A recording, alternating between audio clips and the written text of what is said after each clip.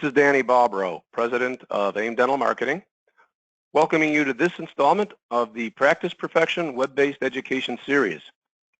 Today's presentation is entitled Unscheduled Treatment, the Low-Hanging Fruit of Your Dental Practice. Clay Jacobson has been a sales leader and trainer for over 12 years. He has worked in marketing and advertising, having trained hundreds of professionals to enhance their performance in these critical disciplines. In 2012, he transitioned to dentistry, bringing the same passion and talent to helping dental professionals achieve greater success. Clay is a true expert at building sales training systems and processes that are simple and easily duplicated. Early this year, he teamed up with Dentma, a dental data and automation company, to build simple solutions for dental and orthodontic practices to optimize their follow-up systems and thereby increase treatment acceptance.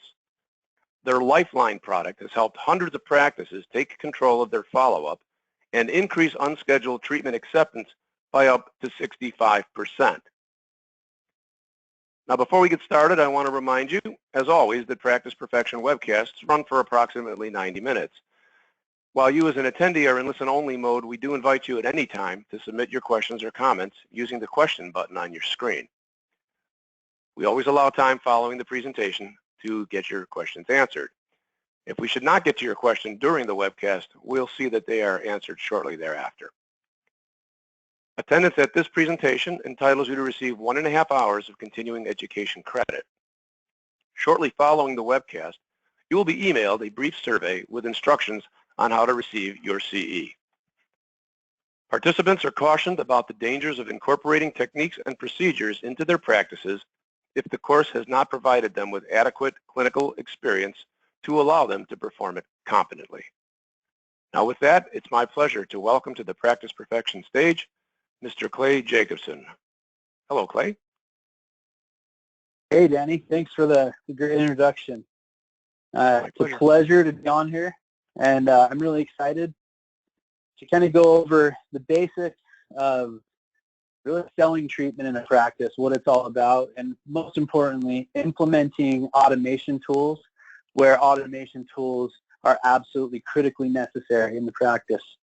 So thanks for the time, and we'll hop right into it. As Danny explained, the name of the presentation we're going to go over is Unscheduled Treatment, the Low-Hanging Fruit of a Dental Practice. We're really going to hone in on automation and how automation can turn unscheduled treatment into this low-hanging fruit. It doesn't just exist as low-hanging fruit. There's actually some steps to turning it into regular fruits to low-hanging fruit. So before we really get into the meat of unscheduled treatment, I really want to just go over some basic sales practices. I've come up with 3 different things that I think are the key elements selling treatment in a practice. And make no mistake about it, we today are talking about sales. We're talking about selling treatment. This is always my first statement, my first, when I get up and speak, I want people to know that speaking about sales in a dental practice is probably the most critical subject out there right now, because of the reason that, sales has changed so much and it's such an important aspect. I really believe that behind the critical care and the service, the service you provide a patient, sales is the second critical thing to driving your practice to success. So these 3 components of successfully selling treatment in your practice, I want to go over each one. Obviously, the last one really is the meat of what we're going over, using automation for unscheduled treatment. But I really want to talk about the first 2 components. We'll really fly through this, but I want to get a clear understanding that these first 2 components have to be the first 2 steps into realizing what turning unscheduled treatment into low-hanging fruit are. You've got to go through these first 2 steps. So the first one on here is something that I'm probably most passionate about as it applies to dentistry. The second one is my passion in life, becoming a service-based sales organization. And the third one is what we're really going to delve into in greater detail towards the backside of the webinar. So ending the outdated stigmas and stereotypes associated with sales. Now, to be clear, there are hundreds of common stigmas and misconceptions about sales out there right now, but I can literally say I don't think I've experienced as many stigmas as I have in the last 4.5, 5 years in dentistry. There seems to be an overhanging stigma about what sales is, and some of the common words I've heard, I've talked to thousands of people, whether it's doctors, whether it's staff members, over the last 5 years about sales. The ones that have like that icky feeling towards sales, that say they hate sales, always use words like pushy, like manipulative, and like self-centered. So I just want to quickly address these kind of misconceptions and explain why they're there. Obviously, the reason they're there is because we're not pulling these out of a hat. These are things, these are techniques, these are characteristics that salespeople for years have been known for. And the reason for this is before the information age, a transaction was done on a face-to-face basis. You came in, you looked for the product or service that you wanted, and the salesperson knew they had a limited time window to really push whatever it was that they wanted to sell you, to get it to you as fast as they possibly could before you walked out the door, before you got off the phone. Because that was the case, inquiring minds, really smart people came up with sales techniques, strategies that at the end of the day became really manipulative. And even for me, when I started in sales 20 years ago, I would say the vast majority of training that I got, that I went to, even some that I paid for, a lot of them had good stuff, but then a lot of them, the majority of the content was kind of this manipulative pattern to get people to purchase whatever it is you are offering, right? The big transition, though, is not only now in our day is that annoying, does it put people off, it really simply just doesn't work anymore. It's not just that it's bad characteristics, it's not that it annoys people, it's that those things don't exist in the world at the rate they did, because they just don't work when it comes to people choosing a product or service that they want. So the reason it doesn't work is pretty simple. I'm sure this is just review for a lot of people, but it doesn't work anymore because now we have technology right at our fingertips. Well, what is technology at our fingertips? How does that change sales at all? Because technology equals information. I can take my phone out of my pocket and access years and years of information that before would have taken me 2 weeks of research in a library to access. So how does that translate into sales? Well, now let's just use that, the sleazy car salesman we just saw.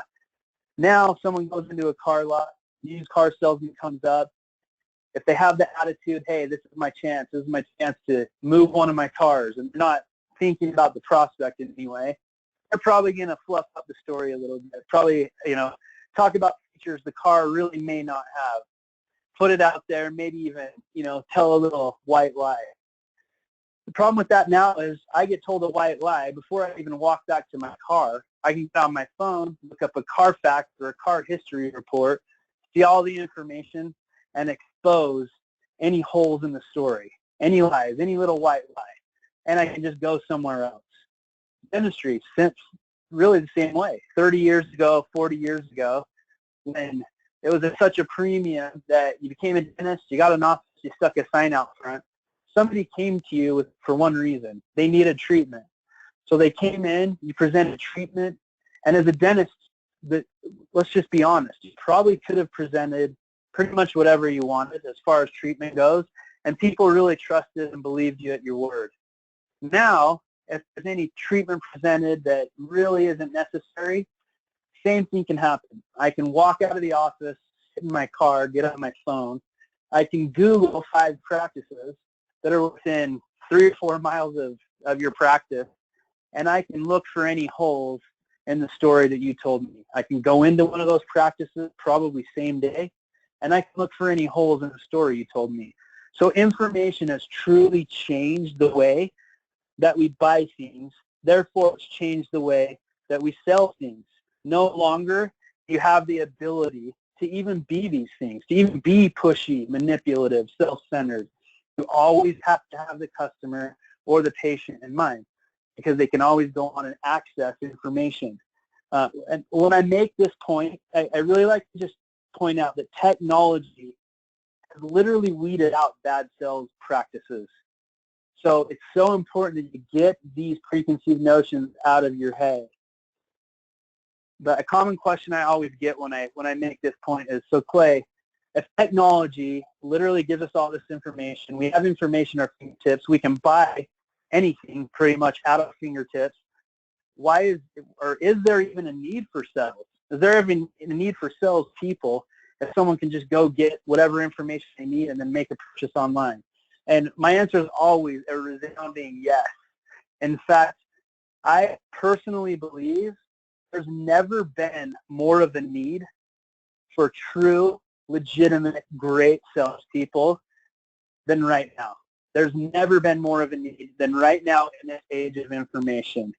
The reason being, information's great for us to recheck a story, for us to make sure we're getting all the facts, but information leads to information overload, which leads to decision fatigue, which makes us right now more inept at making decisions than we've ever been. And it's not a fault of the humans that are actually alive. It's the fault of, with so much information, it cripples us and makes us not be able to be solid and be firm in the decisions we make. So what we really need, we need salespeople that can navigate us through the mountains and mountains of information, point us in the direction that we need to go.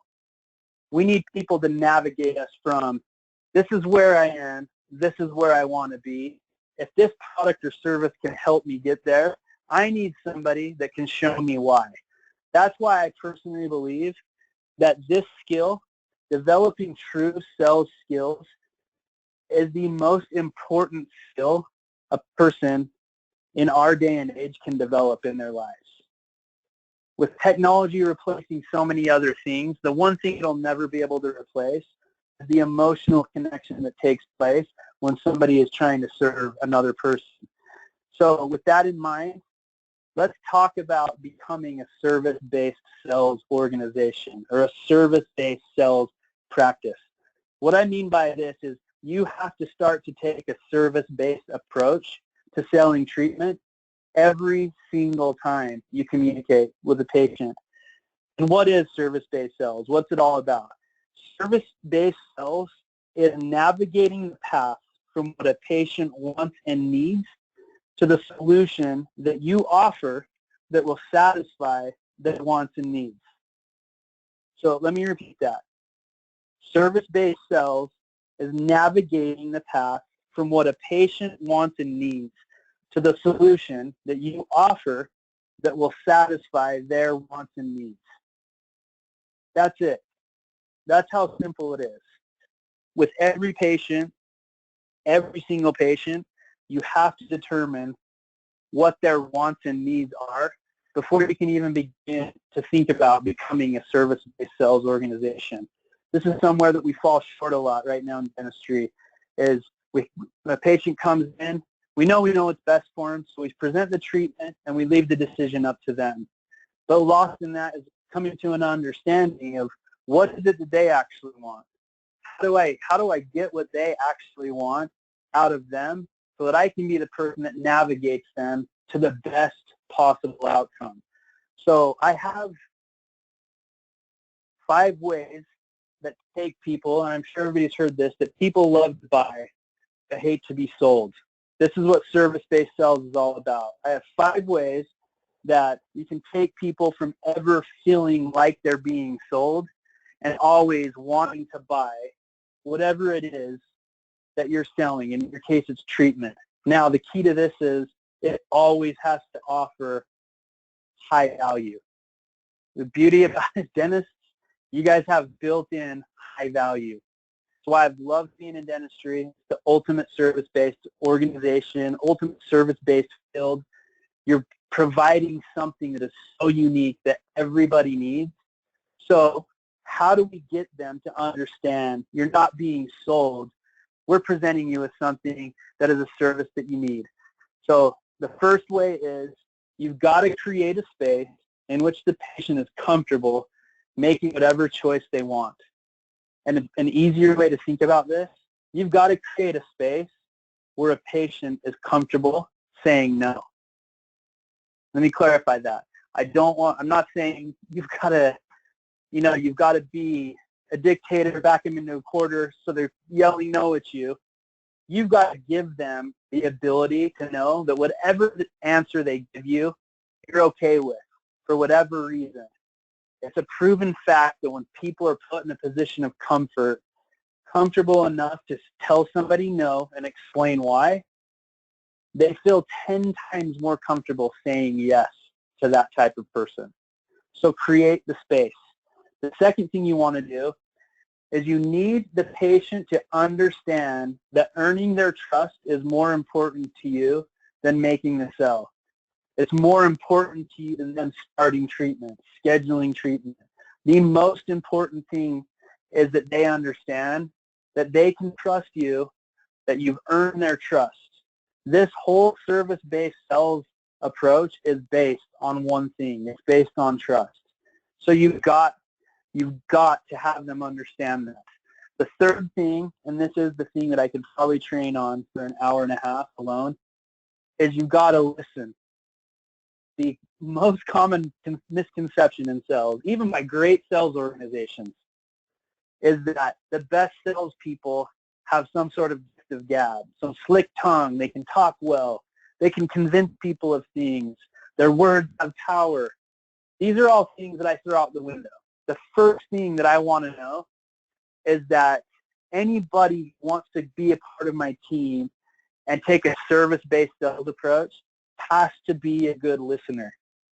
Some of the best, I've trained into the mid-hundreds of salespeople in the last 12 years. Some of the best sales reps I've ever trained are introverts by nature. Why are they so good? Because they're trained at listening. And when they listen, they're not only listening intently, they're not listening so that they can just respond out of hand. They're not listening so that they can come up with an answer. They're truly just listening to understand the prospect or patient's need. Listen. Number 4, avoid talking patients into anything. This is a rule of thumb with anything in my life. Avoid talking someone into anything. Avoid talking at them in a way that they feel intimidated. Avoid talking at them a way in which they feel scared, in which they feel demeaned, and so they just say yes. Never talk somebody into anything, especially if you haven't established that this fits the criteria of a solution for one of their needs. So avoid talking anybody into anything. Now these first 4 things lead up to the 5th thing. The 5th thing is something you can't skip any of these steps. The 5th thing is a culmination of these 4 things. You need to get good at these 4 things before the 5th thing actually materializes. And this is the heart, this is the meat of this message. Understand the vision or image someone has of their own life. Understand where somebody is and where they want to go. You've got to understand this before you can effectively sell anything as a service from a service-based approach. What does this mean? It means every patient, when presented the opportunity to open up to you, and I know this is sounding lovey-dovey, but just you got to follow me on this. The emotional connection of sales is what I love. This is my passion. If somebody is willing to open up to you and you're there to listen and they know they're in an environment of trust, they know they can say no and explain why, and they know that you're not going to criticize or talk them into anything, they'll open up to you and they'll let you know what is their vision for their life. So important. If you get good at the other 4, now remember, your confidence is a direct reflection of your skill. You've got to do the other 4 things consistently. You've got to create the environment. They've got to understand trust is the most important thing. You've got to listen, and you've got to avoid talking them into anything. And you've got to do those 4 things consistently. Number 5 will just start to happen. It's not something you can force. It's just something, if you do everything else, it will start to happen. Once you've gotten somebody to share their vision with you, to share what makes them tick, I like to call it to share their why with you, now you have the ability, you have the trust, and you have the ability now to go in and offer them a solution. And this is my favorite thing in the world. This is my why. If you truly have a solution, you should always feel obligated to share it. Always. My why, my passion in life is relationships. I love building relationships. I love meeting new people. I love meeting somebody and taking that relationship from point A to trusting relationship. And when I have earned their trust and they share with me where they are and where they want to go, this fire burns inside of me. I want to provide solutions. I want to invent solutions. I want to make sure that when they open up and trust me, I will find a solution that will get them from where they are to where they want to be. If they've trusted me enough, this fire should burn inside of me all day, and it does. And I'm telling you, in your practice, this fire should burn inside of every single person in the practice. Why does it burn in me to keep going in dentistry? Because I believe dentists provide, again, a service that is so needed and so rare. And it also goes underappreciated because so many practices fail to connect emotionally and to show people, hey, here we are, all we want to do. We know where you are and where you want to go, and we can get you there just by you accepting this treatment. So in presenting a solution, you've got to do 3 things to effectively help your patients understand that now that they've opened up this level of trust and they've opened up to you, you're the person that's going to take them where they want to go. The first thing you've got to do is you've got to paint the picture. This is so incredibly important. Painting the picture is, so many people, they say it's so hard for me to paint the picture and get people to visualize. This is the easiest thing in the book. If someone's opened up to you and said, this is where I'm at, this is where I want to be, then paint the picture of what it's going to look like when they get there. If someone comes in and they want you, if they just break it down to you and they say, look, I've had bad teeth my whole life for whatever reason. These are the experiences I've had. I don't want to be here anymore. This is where I want to go. Then you need to paint the picture of what it'll look like when they get to that point. So that's the first thing, paint the picture. The second thing, show them how. Show them exactly how you're going to do it. Now everybody should smile because this is when the clinician side gets to come out. This is where you get to describe procedures. This is where you get to show them so they can further that trust that they're in the right hands. This is where you get to talk about the details of every little thing you're going to do to get them there so that they now, they've already seen that picture. They already want it. They've already made a decision emotionally. This is how you start to justify logically with them. This is how we're going to do it. Get technical, but keep it brief. And the third and last thing, make a promise. This is where a lot of practices struggle right now. Present treatment, shake hands, patient goes on their way. Before anybody leaves, if you've done this right, you should always make a promise. A promise is like handing them, this is the barometer. Because at the end of the day, you've gone through all this emotional connection. At the end of the day, on both sides, it's about results. The promise is the first glimpse that they have into hard and fast results. Promise them, when we get done, this is what it's going to be like. This is what it's going to look like. This is how you're going to feel. And promise them because you fully know that when it is complete, that's how they're going to look. That's how they're going to feel. And that it's going to be fulfilled. Their vision is going to be fulfilled. I can't stress to you enough how important it is to make a promise. Fill the emotional bill by making a promise. This is the emotional handshake. that they get, the reassurance. So that's it. Those are the first two things. You've got to end the stigma, and then you've got to become a service-based sales organization. Now, before we move on, I'm going to give you your first assignment. The number one thing you can do when you get off this webinar, you can't immediately become a service-based sales organization. It just doesn't happen overnight. You've got it. There's practices. There's things you've got to implement that they've got to see through. The staff's got to see through. And eventually you can become a service-based sales organization. But right now, I want everybody to throw away the stigmas and stereotypes they have about sales. I want you to go into your practice tomorrow and end it with your staff. That stuff is outdated. It's crap. It doesn't exist anymore. And if you're really going to provide the highest value and most service you possibly can to your patients, you've got to end the stigma. So please end that stigma right now. If you can do that, we're going to show you now. We're going to get out of the touchy-feely stuff. But before we do, I just want to drive something home. The emotional part of sales in your practice, once that patient leaves, is done. People buy everything, including dental treatment, emotionally. They justify it later logically, but they buy every single thing emotionally. So I can't stress to you enough how important it is to make the emotional connection while they're there in the practice. That's when the emotional connection happens. The third part of the sales process, which is using automated follow-up, is all data-driven. That has nothing to do with emotion. And let me explain the difference.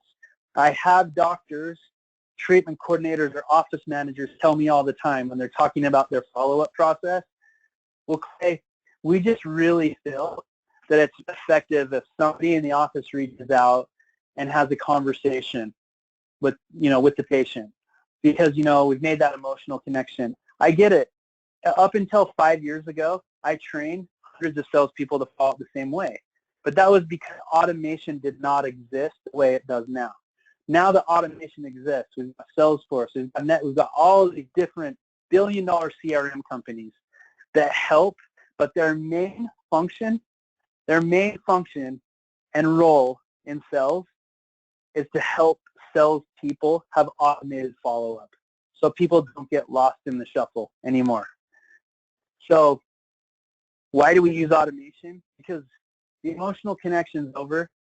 What we know now is if your strategy is to pick up the phone and call so that you can reconnect and make an emotional connection, the data tells us you're going to make 8.5 phone calls before somebody answers the phone. So if you're a dental practice, the odds are highly unlikely that you're going to make 8.5 calls in the first place. In fact, of the people that we've pulled data on for the last 6 years, those who call more than four times in the first 45 days are extremely rare. Of the ones who do, the highest call answer percentage we've ever seen is 22%. The average is about 7.5%. So you're basing follow-up on an idea that's just not real anymore. Emotional connection, again, is over. The important thing now in following up is that you're following up with the right messaging at the right time in the right way. Let me repeat that. The right messaging in the right time in the right way. That's what we've done. We've taken 6 years of data. I won't go into the whole history of what we've done, but we've integrated with practice management softwares, pretty much all of them, for about 6.5 years now. We've pulled mountains and mountains of data out, and what we've found is the biggest glaring hole in all of dentistry is we call it pending patient. And so when I refer to pending patient, just understand I'm talking about unscheduled treatment. For those of you that don't refer to it as pending, is that unscheduled treatment or pending patient has never had a solution built. So we pulled all the data together and we built a solution that is completely rock solid based on 6 years of dental data that we've pulled and 12 years of sales data that we've had for the last 12 years. And we've combined those two and built a follow-up system that we feel is ever evolving, but is far and away above anything else. And what I mean by that, there are people that communicate with pending patients, but most of the ones that do are specialists in other areas. They're specialists in marketing. They're, referrals, website, SEO, social media. These are all things that are great and needed. Danny knows a lot about these front-end marketing stuff, the stuff he's great at. Then there's companies that have appointment reminders, thank yous, no-show communications. And some of these companies even have little throw-ins that say, oh, and we communicate with your pending patients or your unscheduled treatment. But nobody's built a specific system that's all data-based just to communicate to unscheduled treatment or pending patients. So that's why we focus solely on that, because we know that's where the low-hanging fruit lies. It's right there. So first sales rule we follow in our follow-up process. I'm just going to get right into the nuts and bolts of it. So there's a rule in sales follow-up called the Rule of 45. There's probably some people on the call that have heard this rule before. What the Rule of 45 states, and what it's all, again, data-based, is after 45 days of following up with a prospect or a pending patient, 8 out of 10, 80% of those patients are just going to fall off the face of the earth and never have communication with you again. 80%. So, pulling the data from 6 years, what we found is most practices in the first 45 days make 1 to 2 follow-up contacts in a variety of ways. It may be 2 phone calls. It may be a combination of a phone call and an email. They may send a direct mail piece. But on average, they're making 1 to 2 follow-up attempts. What we do is we make sure that we maximize the amount of attempts. So we have 5 attempts that are all automated. We have an optional direct mail piece that can go out. I'm not going to go too far in the direct mail piece, but it used to be an automated part of what we do. We found that in most regions that we're actually following up, there's not a ton of great ROI, but in 2 or 3 regions in the United States, it still does. So we give it the option just in case you're in that region. So that's done with the side note, but in the first 45 days, we're going to send out 2 emails, 2 text messages, and if necessary, a phone call task. Okay? So instead of 1 or 2, we have at least 5 points of contact going out, sometimes 7 points of contact going out. Now, if a patient responds to any one of these messages, we're not going to keep automated sending out. Now you're going to have the ability through Lifeline to communicate with them directly. But you only have to communicate with them if they first reach out to you through Lifeline. So you can see how this will immediately improve efficiency. Now, at 45 days, as a sales manager, as an owner of a business, which I've been, this is where I tell my people, stop following up. If you're calling, if you're emailing manually, if you're texting, just stop following up. Spend your time now moving forward, do some prospecting, talk to people on social media, get more people, find more people that need the value that you offer. But since we're doing it with automation and it's not taking human capital, we go again 45 to 90 days, we send another email, we send another text message, not a phone call, between 45 and 90 days. Apologize for that slide. And then from 90 to 120 days, we send 1 more email at about 105 days. At day 120, we're actually going to pull the patient out of Lifeline if they've made it that far. We'll send a little phone call reminder that just says, hey, we're going to pull the patient out of Lifeline. If you want to make a phone call, here's some good things to say. If not, we'll automatically pull them out tomorrow. So we keep going to 120 days. So when we started, we had this 120-day map lined out, and we wanted to make sure we had the most effective communication possible. Rule of 45 says that only 2 out of 10 are even going to communicate from day 45 on. And now check this out. Here's what we found. Pulling our data for the last year, our 120-day map has worked almost exactly how the data said it would. About 78% of people schedule in the first 45 days. About 15 to 16 schedule from 45 to 90 days, and the rest, 7% or so, schedule at 90 plus days. So it's worked exactly how the data told us it would work, which is awesome. So now that we kind of went through the map, I want to show you how it works. So here's the user side of Lifeline. Now, every software system, everything out there has a user side, right? This is the least involved user portal that I've ever seen. It's definitely there's involvement that you've got to be involved on an office basis, but as far as time commitment and what you've got to do to keep Lifeline running, the commitment is minimal. So here's how it works. Every single night around 3 a.m., we go into your practice management software and we pull out all of your pendings or your unscheduled from the previous day. We pull them out and we send an email. Each patient that's on the pending list, the treatment coordinator, office manager, whoever it is that's going to run the Lifeline system in the practice, or if it's 2 or 3 people, that's fine too. They'll get an email that'll look just like this. It'll have the patient's name on it. Here's the magic sauce to Lifeline. The magic sauce is hit confirm when we send you this email. That's it. If you hit confirm on this email, Lifeline will deliver value that you've never seen in your follow-up process. But you've got to hit confirm. You've got to confirm people into the system. I know it sounds simple, but trust me, I'm going to show you in a second what happens when you don't. You'll see right underneath postpone. This is the only other button I'd worry about. Postpone's really simply if there's some sort of extenuating circumstance, meaning, they want to accept treatment, but they're going on a cruise or waiting for a tax return, and they say, look, we'll be a month out before we'll be able to make a decision. Hit postpone, put the date in a month out, and at that date, Lifeline will automatically start the communication. Either way, you've got to hit confirm or postpone for this to work. Because when you confirm somebody in, they start to get the communications. So a little bit about how the communication pattern works. Once you hit confirm, 24 hours later, they're going to receive the first email. The first email goes out, and it goes out at a specified time. I want to make this point really clear. All of our messages go out at a specified time. Those times are based on pulling data, sending thousands and thousands of messages at different times and seeing which times got the best response rate.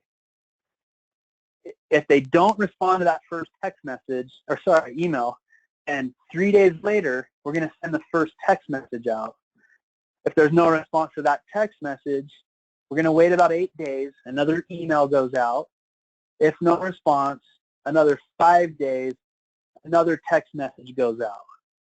Now, if they don't respond to any of those things, and then right around day 40, we're going to send you a call task that really simply says, here's the patient. They haven't responded to any of the Lifeline communication. Now would be a good time to reach out and call. Here's probably the best time to reach the patient, and here's 5 or 6 key points if they answer the phone, or if you leave a voicemail, here's 5 key things to say if they answer. Here's 5 key things to say if you leave a voicemail. Here's the great news about Lifeline. The majority of the people that you put into Lifeline will never make it to that first call, because the majority of the people, right around between 75 and 80%, are going to respond to one of those first 4 messages. Or they're going to get one of those first 4 messages and they're going to call back in and schedule treatment. But either way, close to 80% will never even make it to that first phone call. And if they do, we keep following up with them. But the good news is you're only reaching out to them if we tell you to reach out to them. So the likelihood is they're going to respond to one of the first 2 text messages. Our text messages get a response rate of about 6 times higher than the closest one we've measured in dentistry. Our text messages are gold. And it's not just because they're text messages. Everybody likes to think, oh, well, we have a service that sends text messages. It's because these text messages have the right content and they go out at the right time. Super important for you guys to remember. But our text messages go out. Likelihood is you'll get a response to a text message. I want to quickly show you how that works. You get a response to a text message. It'll show you the text that Lifeline sent to the patient. It'll show you the patient's response. Now, you're working all of this right from your email. We did not want to create a separate software portal where you had to log in. One thing that I've learned in industry by being a partner in a different company before I came here was it's so hard to adopt anything because you're already working in 5 different areas, right? We wanted to do this all email-based because you're already working out of your email. So now you don't have a separate portal. You have to go and learn login information and how to get from A to B. Everything that happens comes through your email, which is amazing. So you'll get a text message. It'll show you the text message. Right from your email, all you've got to do is click to text back. Right there, you respond to the patient, hit send, sends back to the patient from the same local phone number that the first text message came from, and now they can just start a text conversation with you. They believe, obviously, that they're just texting back and forth with the PC, the office manager, whoever, and this is the key to what we do. The key to what we do is this. People have now something that I call keyboard courage, okay? So in training all these great salespeople, half of the sales that come through, you know, in the first few contacts. Some of the best salespeople I've ever trained, I'd say the top 10% that I've ever trained, they close deals on the first contact, the highest rate, maybe 40 to 45%. So over half the people that they ever talk to, they're the best of the best, don't make a decision that first day.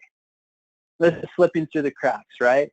In your dental practice, if people are slipping through the cracks, if you're doing everything you need to do on the front end, people will still slip through the cracks. But the point I want to make is there's only 3 reasons that people ever really leave the practice. There's only 3 possible outcomes once they leave.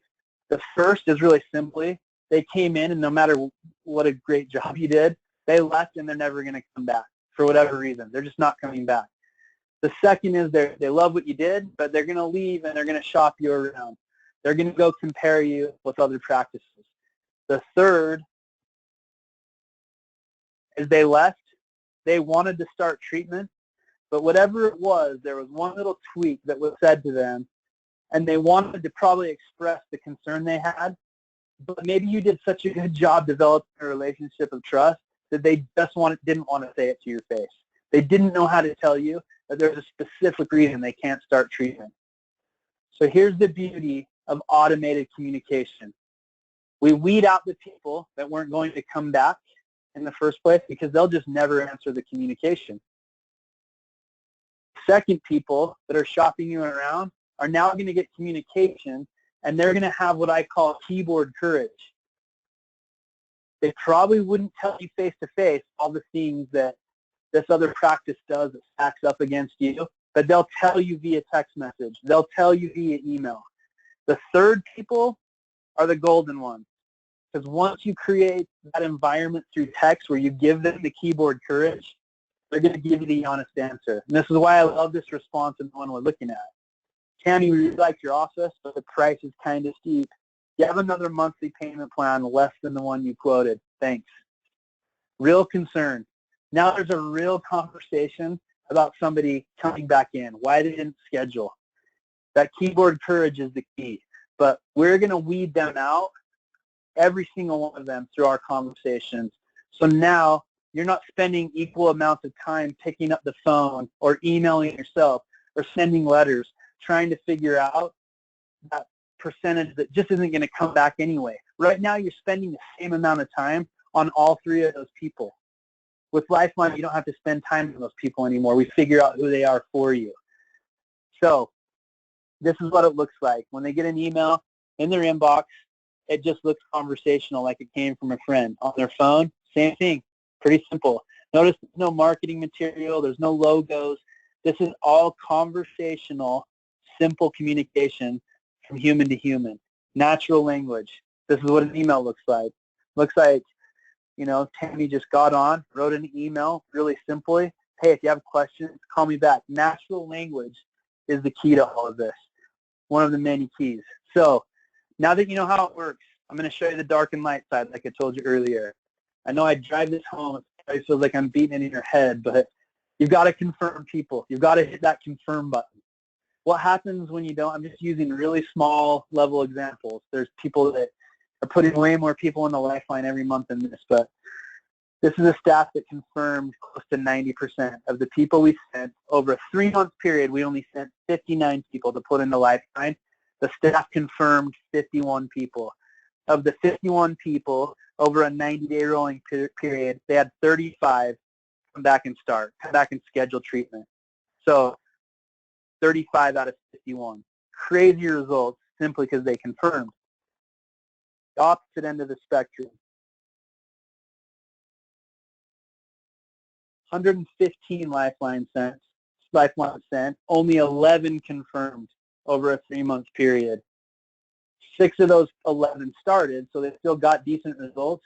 But imagine if they would have confirmed 85 or 90 people in the Lifeline over those 3 months.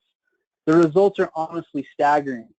In fact, when we set out, one of the things we set out to do is we said, if we can increase conversion through automation, so we take it out of a practice's hands completely, we do it, and we can increase conversion by 20 to 25%, measuring against treatment, measuring against value, we said we'll deliver a crazy ROI. We know we have a product that is going to deliver a crazy ROI that everybody needs. In fact, the people that confirm over 80% convert, like Danny said earlier, around 60 to 65% conversion increase, which is just unbelievable value. So confirm, confirm, confirm. Put people in. Now, real quick, these are old activity reports. This is how we used to show somebody if Lifeline was working or not. And what we found is a practice like this, they never knew that it wasn't working because they weren't checking their emails that we were sending to the activity report. So we went out and we built an interactive dashboard that's real time, and it makes it easy for you to just leave a dashboard up on a computer, and doctor, you can see this any time of day. Whoever's running the program can see this any time of day. I wish this wasn't just a screenshot so I could scroll over and show you the functionality, but you can scroll over these gauges. You can scroll over all of this, and it will show you if it went down, and I'll show you in a second. It'll show every patient that's ever been put into Lifeline. You can click into their details. It'll show you every communication that's been sent out, if they've responded, what they've responded, if the office responded back when they responded. You have complete visibility into whether Lifeline's working, whether it's not, and why it's working and why it's not. And it's always there. There's never a question of value. So again, this is there all day. Now, action taken means somebody was confirmed in Lifeline. This practice only had 5 people so far. They had 10 people that they put into Lifeline. Of those 10, 5 had been put in, confirmed in the Lifeline. 100%, there was only 1 that needed to be called. But then it shows you on the far right, scheduled. It shows you all time, the last 90 days, and the last 30 days. The reason it shows you all 3 is because this is rolling data. Some of these people that come back in, we contacted day 1, and they responded. And nothing happened, so we reached out again. So they actually didn't schedule for 60 days. So we didn't want to have skewed data. We wanted to show you the data, so it shows you all time, last 90 days, last 30 days, so you can see the data updated at every point. So it's all rolling, it's all active. So dashboard's incredible. It gives you full visibility into whether our product works or not. We know it does, but we want everybody to see it every day. So on your results report, here's the really cool thing. As a dentist, your results report, at the bottom of that dashboard, it'll show the total number of patients that have come in and scheduled, but it also breaks it down into which treatments they scheduled. So this is an actual practice over like a 3.5 month period. These are the actual treatments of all the people that came back in and rescheduled through Lifeline. These are the treatments that were scheduled. So you have full visibility into that. It's not ever a guessing game of, oh yeah, they came back in, but they just came back in for a filling. You know exactly what they came back in for. So that's the great part. Again, full visibility. So really quickly, before I close things out here, I want to explain really how Lifeline works. It works in 2 parts. The first part is what we call our Lifeline Legacy Blast, and the second part is what we call our Lifeline Evergreen. The Lifeline Legacy Blast and the Lifeline Evergreen used to be two totally separate products that were sold by Dentma. When I came on board, we combined the two. We made them one because they work perfectly hand in hand. But I just want to give clarity into what they are. When you get started with Dentma Lifeline, your first 30 to 45 days is what puts you, that's when you do your Legacy Blast. Simply put, your Legacy Blast is, we go back in your practice management software all the way back 2 years. And we pull out any of the treatment statuses that you've used that could say unscheduled treatment, pending, whatever, and we put them into their own Lifeline communication for 45 days, meaning we pull all these people that have had no contact in a long time, and we put them in their own little communication chain. Clean it all out, but to also kind of deliver a big smack of ROI right up the front. So that's what you're going to see with the Legacy Blast. And I just want to explain it because you'll see kind of two different things. So the Legacy Blast cleans things out, gets new patients back in for treatment you probably haven't contacted in 3 months to 2 years, and get them back in the chair for treatment. Lifeline Evergreen, after the Legacy Blast has run its course, Lifeline is exactly what we've gone over. This is the daily. We pull a patient, we pull all the patients from the day before, comes in, you confirm them in, and this is ongoing. This is month over month, day over day over day. So the reason I love them working together is, to me, it's just a really simple thing. It's just like, you know, Lifeline Legacy Blast is, let's say you got out of shape physically over the course of 2 years. The Legacy Blast is that magic pill, crazy workout program, good diet, that in 30 days, you drop 40 pounds, start to see your top 2 abs, you're feeling like you can run maybe a mile and a half at a time. You're feeling great, right? Well, Lifeline Evergreen now is your daily, monthly regimen that kicks in. It's eating better. It's getting good exercise. It's taking care of yourself and starting a program. Now you're on the track. You'll never have to do the Legacy Blast again because Lifeline now takes care of the follow-up month over month over month, and it does it in a way that nothing else out there can do. So those are the two pieces of Lifeline. So that's how it works. I just wanted to share with you like 4 quick testimonials. So before I came over to Lifeline, when I was kind of checking things out to come over, they allowed me to contact some current clients so that I could really test the value. Because as you guys can probably tell, if I'm going to be a service-based salesperson in everything I do, I've got to believe 100% in the value that any solution that I represent offers. So they allowed me to called through clients, and then when I came on, I checked back with them. But these are some of the things that after I came on and checked back with them were said to me. Danielle's a marketing coordinator. I've worked with her since I was very first in dentistry. I used to do social media and reviews and that kind of stuff. She said, Clay, this has been the single most effective piece of marketing we've done in the last, well, forever. The results were crazy. I mean, it was the funnest conversation I had in the world was with her that day.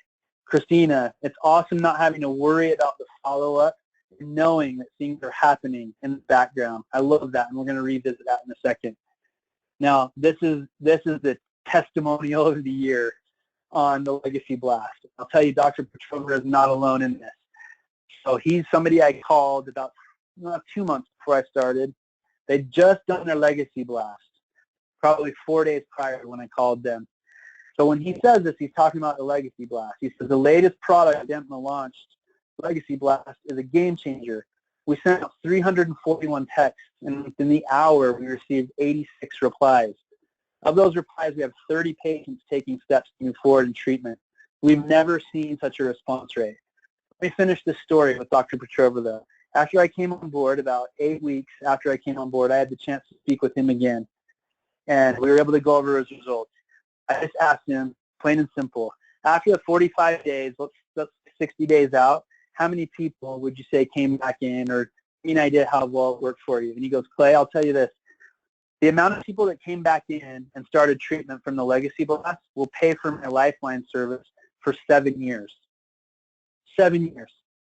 And not being one to like delve into math, I just said, okay, well, how many was that? And he said, We had right around 35 people from the last 2 years come in and schedule treatment and complete treatment 90 days from just the legacy blast alone. Blew me out of the water. I mean, that to me is ROI. Now, last one, Sean Murray. He's not talking about the legacy blast. He's actually talking about first month on Lifeline Evergreen. I love this. The numbers aren't what I love in this. I love how he ends this. In our first month, we saw $57,000 of additional treatment scheduled through Lifeline. But here's what I love. He told me, Clay, in the past it's been hit and miss, but now I can sleep confidently knowing that communications are going out to patients. That is the real value behind data-driven, optimized, automated follow-up. It is efficiency at its finest. It's knowing that this critical key component of cells in your office is being taken care of. As a former business owner myself, as a sales trainer, there's nothing that makes you sleep more comfortably knowing you've done everything you can to train your people to always be service-based in their approach, and that you have the right automation in place to do the follow-up for them. I love that Sean Murray, Dr. Murray, this is exactly what he said. So that's pretty much it. I just wanted to rehash. I mean, all these points are so important. These 3 points, the first 2 are so emotional, but that's all when people are in the practice. The third is really simple. Automate, optimize your follow-up process. Don't waste 40, 50 human capital hours every week to try and do this effectively. So that's all I've got. Thanks, Danny. Oh, I'd say that's enough, and then some. Clay, thank you very much. I really appreciate the clear presentation and how your passion for sales and an understanding of the process and how it has evolved and how what may have worked in the past no longer does is definitely hit home with me, and I'm sure our attendees. And I appreciate the data-driven nature of your presentation too, because dentists and their teams being clinicians and scientists, I think that makes sense, because those are facts, and facts are compelling. Let's just dive right into the questions. We've got a few here, and I want to give you enough time to respond in full. So first, how can we know? It's a good question. How can we know if our sales approach is service-based? It's an awesome question. So to not get super detailed, I can tell you a key indicator. A key indicator is if you have experiences that kind of light your staff up, meaning patient interactions, that on a daily basis you have an interaction with the patient that kind of, lights them up. They have good stories to tell about emotional connections they made. That's a really good key indicator. There's different ways, and on this offer that we have here, one of the things we do in the process sales process evaluation is we give you, if we sense that you're struggling with that, we give you a list of questions that you can begin asking right away that will really change things to be service-oriented. But a good key indicator, just to kind of get out there right now, is if you're having good emotional connection experiences in the practice, it's probably a good indicator that you're at least on the right track. Yeah, and I would say that asking questions, those in attendance who know about our telephone skills coaching curriculum know that we get involved in this rather heavily. And with almost without exception, the people with whom we work are very caring people, and once people meet them, they like them. But I will say that asking the right questions in the right way at the right time it's an art, and that's why we call our program the Art of First Impressions. And so there's definitely an art and science to it. The other, I think, key indicator of good emotional connection, or thereby a service-based business, is the ability to tell stories that resonate with people. Ideally, the story is about you. When I talk to people about effective communication, I talk about attributes and benefits and how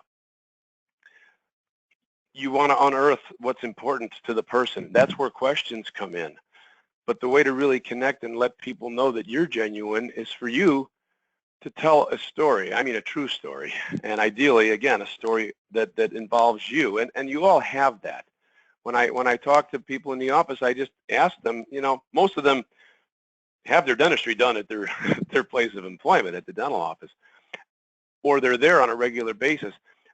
And what they really need to do is to just get specific and tangible about experiences that you've had, so that when the right opportunity comes up, that you're talking to this person, you can relate a story that is similar to their own situation. And I think that's about as powerful. My friend Barry Polanski, some of you may know him, he's a key opinion leader in dentistry, says that the best salespeople in the world are authors. Because when you buy the book, you don't really buy the book until you read the book. And if you believe the story, if it touches you, that's because they've sold you on the story, even fiction in that case. So not to overstate the point, but asking questions and telling stories, I think, for my 2 cents, is an indicator of a really well-run service-based business. I love that. In fact, to paint the picture, I kind of said I don't want to go too far into these, but painting the picture, it's really quickly, it's all about telling a story, one that involves you. So when you're painting that picture, if you can tell a story that involves you, and they can feel, oh, somebody else has been in where I am and has gone where I want to go, and they feel that story and feel you as a part of that story, man, it's an emotional connection. Yep. You're like a guiding light for them. You've already been down that path. And because you've done it, because you're starting from a place of authenticity and sincerity, they buy it because it's true and it matters to them. Next question, I think you'll like this one. Is the messaging content you offer customizable? I do. I love know that the answer. I've never gotten this question before. No. So a simple answer to this is no. No, it's not. Now, let me explain, obviously, but this is something I'm really, really stringent about. You mentioned there's an art and a science. The content that we put out there is a science, and it's something that took years to get right. Now, that being said, we've had the experience where in a beta test where we've allowed people, because we got it so much, can we customize the content? Where we've allowed people to customize content but still use the automation to send it out at the right time. The results, not even within 80% of the response rate we were getting. Now let me put that in perspective. If the same messaging was going out and we had 10 people responding, the customized content had about 1.5 people responding. So the way I liken it is really simple, okay? There's a lot of things that do a lot of different things, but if it involves science, it's really simple. We're talking to clinicians. This involves science. It's like me coming in and being presented a treatment plan and me saying, well, I once went to a class where they showed a video about how to put a crown on, so I'll let you do the rest. Can I put the crown on? That's what I liken it to. My brother's had people ask questions like that. You know, like, why do you need to take 4 x-rays? He says, well, how many x-rays do you think I need to take? I don't know. I know you don't know. So why are you asking me? Let me take the x-rays. Right. But this, again, is very similar situation with me. And I understand it. When we coach people on telephone skills, we have what we call our TAFE introduction. TAFE is short for the Art of First Impressions. And it's 5 statements. Now, I've learned from sometimes painful experience that even though this is a distillation of years of trial and error, and I know that these 5 statements will, once somebody masters it, they'll double the number of appointments that they convert. People revert to their old ways of doing things. And I think it's largely because unless you take the time to help people understand why, and you've certainly done that tonight with the data, why what you're suggesting is actually a better approach than what they're doing. Speaking from my own experience, people look at my scripting, and they say, well, that's just a randomly selected collection of words, which I'm not comfortable with, so I'm just going to keep doing it my way. Or they'll claim to adopt it, and they'll tell me that they've adopted, and when I listen to them, they're doing 2/3 of it, and the 2/3 they're doing is in a different order than the way I've presented it. They think that it makes no difference, but it makes a gigantic difference. So it's just a matter of, but I think people deserve to understand the why behind that. Definitely. Otherwise, and so I'm happy to do that, and I'm sure you are too. But for sure. at the end of the day, it's like you said about the crown or the materials that are used. If you don't want to poison yourself or have the thing fall out in a week, you should probably do what 150 years of clinical study have proven is the best approach, and just take it on faith and try it. If it doesn't work, then you can stop. Amen. All right. Next question. How does this compare with the current automated reminder system I am using? Of course, I suppose that depends on which system they're referring to, but most of them are pretty similar. So I guess I'll let you answer that. No, that's a good question. So, there are systems out there, like I kind of stated earlier, that have, automation for appointment reminders, different things that will give you the option of sending some follow-up for unscheduled treatment or pending. The difference is this is all we do. This is years and years of data. It's not a throwaway part of what we do to just say, oh, and we have this. This is all we do, because we know there's so many people in this pool of unscheduled treatment that we've created the science just for this. We don't do anything else. So again, I like to liken it to another thing. It's like, well, I already have something that sends a text message. Well, it's not just about the functionality. It's about, are you doing it right? Are you paying attention to the science? Have you built this based on the data? When somebody tells me, well, I've got something else that sends text messages, right? What it does is maybe they have to go in and pull somebody out themselves, put them on a list, and then that list will get 2 or 3 text messages or an email and a text message. Well, that's like me saying, well, I really need someone coming to me and saying, well, I really need to build a basketball team. And I'm like, well, I play basketball. But on the other end, they've got LeBron James. I'm tall. Yeah, they've got LeBron James. That's the same thing. Yeah. It's like, yeah, I do play basketball, but I don't offer you what this guy offers you. Right. This guy does basketball. That's who he is. That's his life, and there's no higher value. Well, just because I play doesn't mean I'm going to provide the value that LeBron James is going to provide. Right. It's like providing a vehicle, but you can have, somebody who's blind behind the wheel, or you can have somebody that's an accomplished race car driver. Which one would you have more confidence in? I mean, from what I'm hearing, it's not at all. It's not merely the vehicle you offer, but it's the content, the interval, and the experience that you bring to bear to create these superior results. You're right on. All right. If Lifeline seems to not be working, can I cancel the service without paying anything? That's a rather... Wow, another good question. I applaud anyone. That's a good question. What's the risk, I guess? The good news is, like I showed you with the dashboard, you have full visibility into whether it's working or not. The also good news for us is we don't have a lot of people cancel because they can see whether it's working or not. And when it's not, they know why, and we can help them get through that. But short answer, you can cancel at any time. We don't lock anybody into any kind of contract at all. We really do believe that when you see value every day, you have no reason to cancel, because if you're paying for something that's delivering, a 10 to 50x value every month, you're most likely not going to cancel, especially when you can have the visibility into it, the transparency to see it working. So, but yeah, short answer, you can cancel anytime. Yeah, and it's the same thing with our business, and I think any reputable firm these days abides by that. There are still companies that lock you into contracts, and basically, that's the selling point for my business, my offering too, which is, people stay with us because they want to stay, not because they have to stay. And having said that, it shows the confidence that if things aren't working for you, it's probably a compliance issue. There's something that we need to look at and can probably address. And, most people will allow you that opportunity as they do us. And then most times we are able to find out where the weak link is and address it. But I think that's great that as we do, you basically are, well, we ask for 30 days notice. I don't know, I imagine that's similar at your end, but that's about it.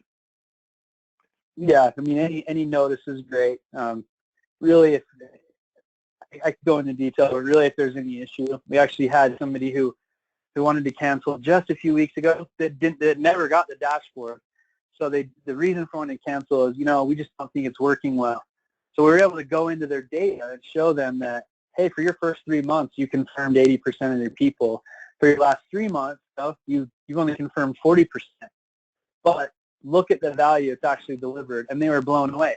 I mean, simply blown away. So like you said, notice is great, but really pointing out, hey, why is it not working? Let's try to fix it. But guess what? If you're done and set up, we're not going to hold you to 80. So. Yeah, I mean, if I understand your offering correctly, Clay, it sounds like, and this is like almost too good to be true, you've automated it to the part where as long as it's, not garbage in, garbage out, as long as you're pulling accurate data from the practice management system, you're largely automating the entire communication sequence, and only those people that need, special handling, so to speak, come out at the other end of the pipeline. And that as long as the team member knows how to follow up with those people and does so in a timely way, this is a pretty closed, tight, smoothly operating system, right? And I guess my question would be, under what circumstances, in addition to, or maybe confirm that what I just mentioned is the only condition under which the system won't work? Legitimately, for the last 16 months, Danny, that's the only way that again, I'm full transparency. If there were other ways, I would want to tell the whole story right now. The only way that this hasn't worked for people is when it's garbage in, garbage out. It's when they don't confirm people into the system. That's what I thought. So there's not much less that you can ask. I mean, sometimes people like to throw money at problems, and I think dentists do this maybe more than average because they're busy and they get sold, maybe old-fashioned sales, I don't know, and they just are willing to take a chance. And that's something that you want to avoid. Like my services, I do require some attention from the practice from time to time. Your program almost is like you can kind of throw money at this and expect a positive result as long as you just maintain a minimum amount of attention in those instances where human intervention is indicated. So exactly, I love that. Yeah. Well, this is our next question. What's the onboarding process like? And follow up, how long would it take to have Lifeline up and running in our practice? So the good news is it's a technology that's already developed. So all we have to have is access to a server. When we have that, it's a 10-minute process, and then a really quick training. Obviously, you can tell it's not too user heavy, so the training is easy. We've had people up and running in 3 days. Average, I would say, is anywhere from 4 to 7 days, and you're up and fully running with Lifeline. So our onboarding process is super simple. There's just one thing to follow. Our client success side, Ryan is just the biggest problem solver I've ever known. He actually has checkpoints of success. So to ensure your success in that first week, he has like 6 checkpoints where you can actually just log right in, and it has your own personalized link, and it shows the updates. As soon as you've hit those 7, that's when you're guaranteed that this thing's going to take off and go like gangbusters. So really, you can be onboarded and up and running in about 7 days with the proper training and everything to ensure success. That's great.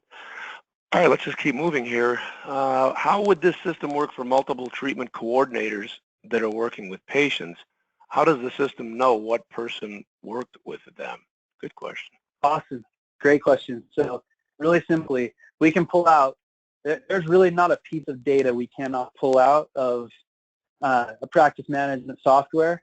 So whoever the treatment coordinator was working with then, as long as that's entered in, we can pull it out. Now, on the dashboard that I showed you, I only showed an office that has one treatment coordinator, one user of Lifeline. There could be 8 treatment coordinators in an office, and we will have individual stats on every single one of them, a dashboard that indicates every one of them, all of their numbers. And that's all pulled from the practice management software. Cool. What dental software programs is Lifetime compatible with? Does Lifeline offer any other services other than follow-up on pending treatment? So Two there's, questions. first part, there's only a few that I even know of. One is Dentacon. The other one is the one that I just found out called QuickCess. Those are the only 2 that I've ever run across that we're not compatible with. What was the second one, Clay? I got Dentacon. What's the other one? QuickCess, which is it's like a Mac-based practice management software. It's primarily used by orthodontists. In fact, I've only run into 2 people that have used it. They're both orthodontists, but those are the only 2 that I really. know of. So you're compatible with you're compatible with specialist software like OrthoTrack, for instance? Yeah, very, very compatible.